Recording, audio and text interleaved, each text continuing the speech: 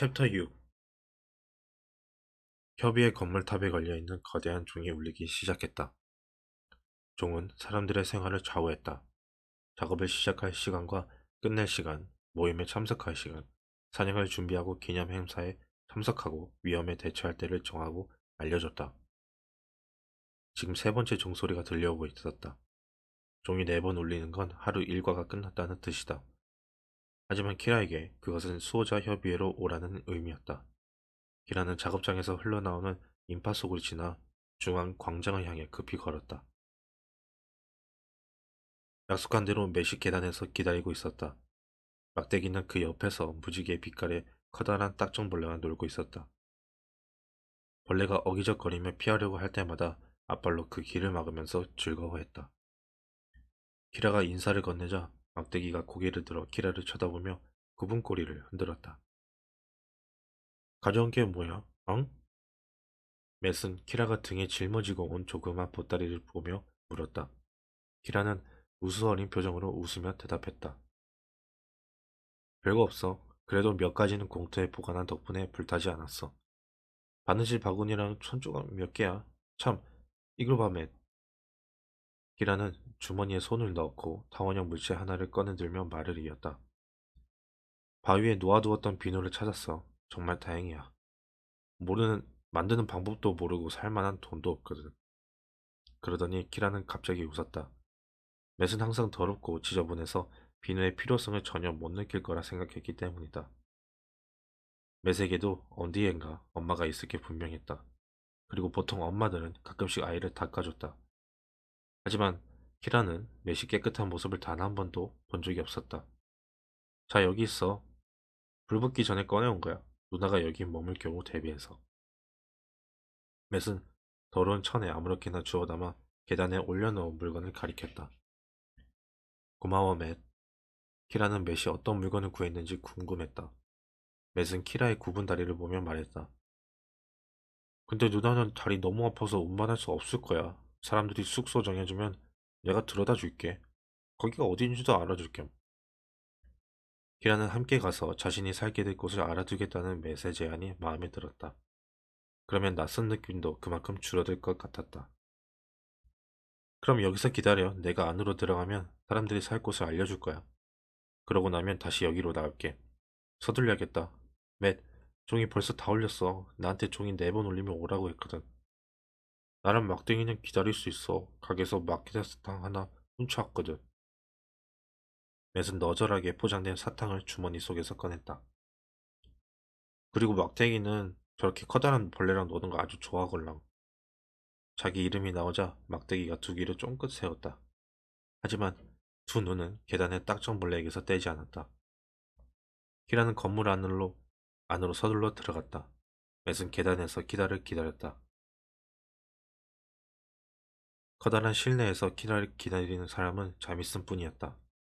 재판에서 변호인으로 지정된 사람이 감독자 역할까지 하게 되는 건가? 괜히 궁금한 생각이 들었다. 한편으로는 짜증도 조금 났다. 키라는 이제 혼자 알아서 할 만한 나이였다. 키라 또래의 소녀라면 이제 결혼을 준비하는 게 정상이었다. 물론 키라는 자신이 결혼할 수 없다는 걸 잘 알았다. 굽은 다리 때문에 불가능했다. 여자에게 필수적으로 따라오는 다양한 의무를 다할 수 없으니 좋은 부인이 될 수도 없었다. 하지만 그래도 자기 한 몸은 알아서 챙길 수 있다. 엄마도 그렇게 말했으며 그렇게 키라를 키웠다. 어서 오렴. 잘 왔다는 표정으로 자미슨이 고개를 끄덕이자 키라의 짜증은 금방 사라졌다. 자미슨은 읽던 소리를 접고 일어났다. 숙소까지 안내해주마. 멀지 않아. 이 건물 안에 있어. 그러더니 자미슨은 키라가 등에 지고 온 조그만 보따리를 발견하고 물었다. 그게 전부니? 키라는 그 질문이 기뻤다. 맷에 대해 말할 기회가 왔기 때문이다. 그렇진 않아요. 하지만 다리 때문에 많이 들고 올 수가 없어서. 키라가 아픈 다리를 가리키며 대답하자 자미스는 고개를 끄덕였다. 그래서 한 아이가 도와주고 있어요. 맷이라는 아이예요. 귀찮게 해드려서 죄송한데 지금 그 애가 계단에서 기다리고 있어요. 짐이 또 있거든요. 그 애가 제 짐을 들어다 줘도 괜찮을까요? 정말 좋은 아이예요. 자미스는 살짝 눈을 찌푸리더니 고개를 돌려 경비원 한 명에게 명령했다. 계단에서 기다리는 아이를 데려오시오. 아, 저기요. 키라가 끼어들자 자미슨과 경비원이 키라를 바라보았다. 키라는 불안한 심정으로 미안해하며 마지막하게 말했다. 허리까지 살짝 숙여지는 것 같았다. 개도 있어요. 그 애는 개가 따라오지 않으면 아무 데도 안 갈 거예요. 아주 조그만 개예요. 키라는 기어드는 목소리로 덧붙였다. 자미스는 불편한 시선으로 키라를 바라보았다. 이런 귀찮은 일은 처음이라는 표정이었다. 그러더니 한숨을 내쉬며 경비원에게 지시했다. 걔도 함께 데려오도록. 키라와 맥과 막대기는 복도를 쭉 지나갔다. 정말 괴상한 3인조였다. 지팡이를 집은 채 쩔뚝거리며 걷는 키라는 질질 끌리는 한쪽 다리가 빗자루를 쓸듯 싹싹 소리를 냈다. 웅장한 분위기에 압도당한 벤은 입을 꼭 다문 채 두 눈을 동그랗게 뜨고 타일 바닥을 발가락 끝으로 살금살금 걸었다. 꼬리가 굽은 막대기는 꿈틀거리는 딱정부리를 입에 물고서는 좋아하며 따라왔다. 맷은 문 바로 안쪽에다 보따리를 내려놓았을 뿐 방 안으로 들어가지는 않았다. 엄숙한 표정으로 두 눈을 크게 뜨고 내부를 샅샅이 살폈다. 그러고는 들어가지 않는 게 좋겠다고 결정했는지 이렇게 선언했다. 막대기는 여기서 기다릴게요. 여기 뭐라고 불러요? 어? 맷이 자신이 서 있는 넓은 공간을 둘러보며 묻자 자미슨이 대답했다. 복도라고 한다. 맷이 고개를 끄덕였다. 그럼 나랑 막대기는 이곳 복도서 기다릴게요. 조그만 벌레들 때문에 방에는 들어가지 않는 게 낫겠어요. 기라가 재빨리 훑어보았지만 막대기는 딱정벌레를 이미 먹어치운 상태였다. 게다가 딱정벌레는 조그만 벌레도 아니다. 맷 자신도 그걸 커다란 벌레라고 말하지 않았던가. 조그만 벌레? 자미슨이 이마를 찌푸리며 물었다. 막대기한테 벼룩이 있어요. 맷이 바닥을 내려다보며 실명했다. 자미슨은 고개를 절레절레 내둘렀다.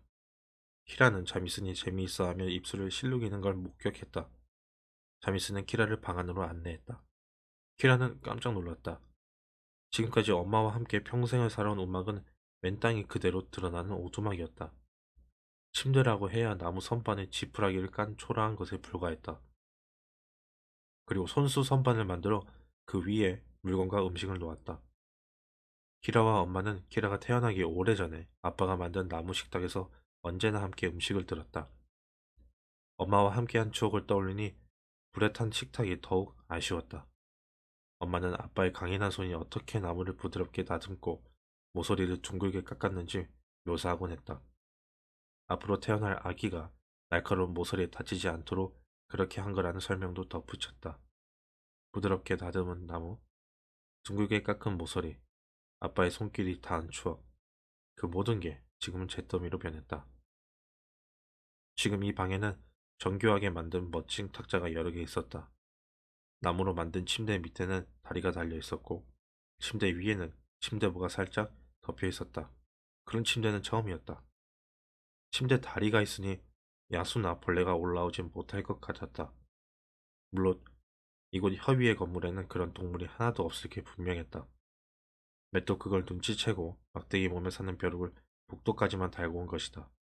창문도 여러 개 있었다. 창에 끼워진 유리 너머로 높다란 나무들이 보였다. 그 방은 건물 뒤편에 자리한 숲 쪽을 향하고 있었다. 자미슨이 방 한쪽에 달린 문을 열자 창문 없는 조그만 방이 또 나왔다. 그 방엔 넓은 장롱이 줄줄이 놓여 있었다. 가수 의상을 보관하는 곳이다. 자미슨이 커다란 서랍을 살짝 열자 화려한 색실로 수놓은 의상이 접힌 채 나타났다. 자미슨은 그 서랍을 닫고 다른 조그만 서랍을 가리키며 말했다. 저건 보급품이다. 내게 필요한 물건은 무엇이든 있어. 자미슨은 다시 침실로 와서 다른 쪽에 달린 문을 열었다. 언뜻 보기에는 바닥에 평평한 돌멩이를 깐 것 같았는데 자세히 보니 연녹색 타일이었다. 씻는 데 필요한 물은 여기에 있어. 자미슨이 설명했다. 물? 건물 안에 물이라고? 자미슨은 문가로 가서 맥과 막대기가 기다리는 복도를 내다보았다. 맥은 바닥에 쭈그려 앉아 막대 사탕을 빨고 있었다. 저 아이와 함께 이곳에 머물고 싶으면 이리 데려와서 목욕을 시키렴. 개도 씻기고 욕조가 있으니까. 매시 그 소리를 듣고 깜짝 놀란 표정으로 키라를 쳐다보며 말했다. 싫어. 나랑 막대기 이제 갈 거야. 그러더니 걱정스럽다 하는 표정으로 키라에게 물었다. 혹시 누나 이곳에 포로로 잡힌 건 아니지, 형? 아니, 저 애는 포로가 아니다. 왜 그런 생각을 했니? 자미스는 맷을 안심시킨 다음 키라에게 시선을 돌렸다. 조금 있으면 저녁 식사를 가져올 게다. 이 숙소 구역엔 너 혼자 있는 게 아니야. 조각가도 강당 아래쪽에 살아. 저 건너편이지. 자미스는 닫힌 문을 한 손으로 가리켰다. 키라는 깜짝 놀라며 물었다. 조각가요? 토마라는 사람 말인가요? 그 조각가가 이곳에 사나요? 그래. 원한다면 토마가 사는 방에 찾아가도 된다. 너는 낮 시간에는 일해야 하지만 식사 시간에는 조각가와 함께 음식을 들어도 돼. 그럼 앞으로 머물 숙소와 물품에 대해서 익혀두도록 해라. 휴식도 취하고. 내일 일할 내용을 알려주마. 저 아이와 걔는 내가 바깥까지 배웅하지.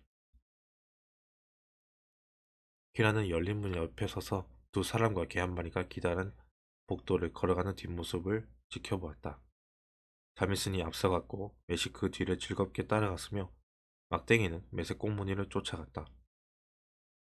매시 고개를 돌려 키라를 보면서 손을 가볍게 흔들었다. 그러더니 호기심 어린 표정으로 빙그레 웃었다. 끈적끈적한 사탕으로 얼룩진 얼굴은 잔뜩 흥분에 차 있었다. 앞으로 몇 분 뒤에는 자신과 막대기가 그리고 막대기 몸에 달라붙은 수많은 벼룩들이 목욕을 당할 뻔하다가 간신히 도망쳐 왔다며 정말 아슬아슬했다고 친구들에게 자랑할 게 분명했다. 키라는 조용히 문을 닫고 주변을 둘러보았다. 잠을 이룰 수가 없었다. 모든 게 낯설었다. 익숙한 건 오직 달뿐이었다. 밤이 되자 유리창 너머로 보름달에 가까운 둥근 달이 떠올랐다. 달은 키라가 앞으로 살 방에 눈빛 가루를 가득 흩뿌렸다. 예전에 창문 없는 움막에서 엄마와 함께 살 때는 이런 밤에 달빛을 즐기려면 자리에서 일어나야 했다.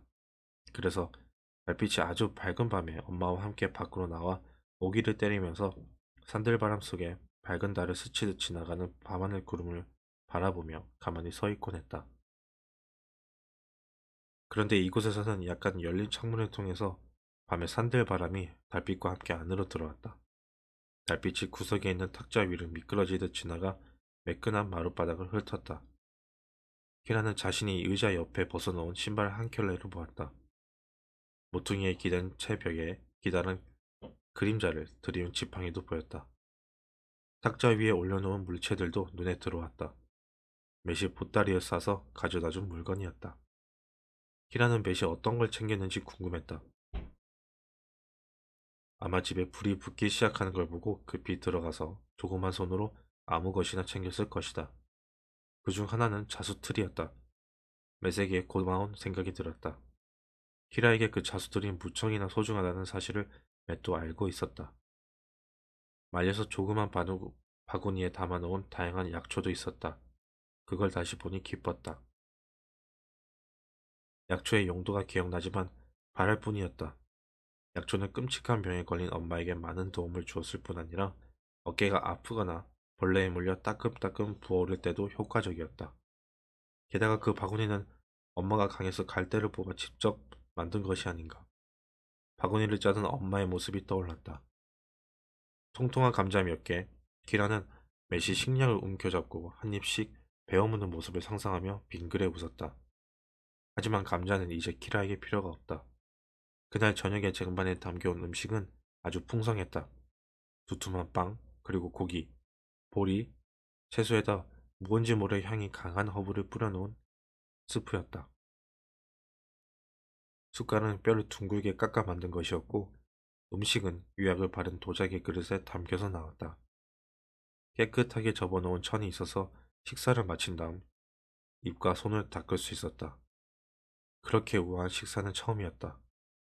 그렇게 외로운 것도.